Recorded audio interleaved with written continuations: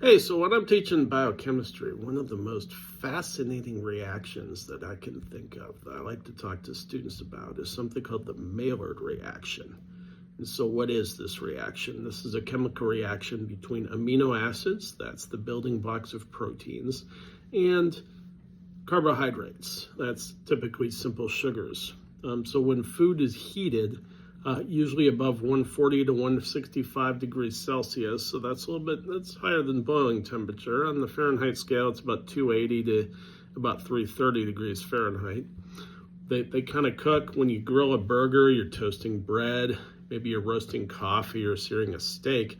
Those proteins and sugars react together. And this reaction makes hundreds of new flavor compounds, and that gives food a brown, crispy, and quite delicious surface. So this is responsible for many of the smells and many of the tastes that you get when you eat food. Because every time we cook food, we get heat plus protein plus sugar, the Maillard reaction takes place. So when we're toasting bread, browning meat, roasting coffee, baking cookies, or even frying potatoes. And chefs love it because it develops flavor, aroma, and color that plain raw food doesn't have. That's why humans kind of like to cook our food, and most other animals really don't. Now, there's two sides to every coin, of course, right? We get the positive side, we get the tasty compounds. They stimulate your appetite, make food enjoyable. But on the negative side, well, cooking at very high temperatures can create potentially harmful compounds such as acrylamide or advanced glycation end products, which can have implications in disease later in life as well as aging.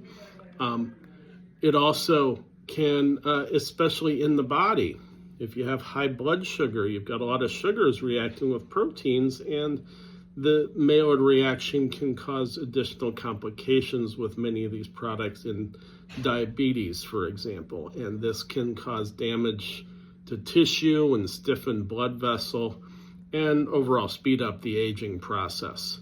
So it's kind of a double-edged sword. In the kitchen, it's great. Our food tastes wonderful.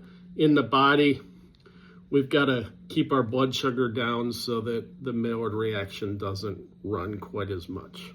So now you know about the Maillard reaction.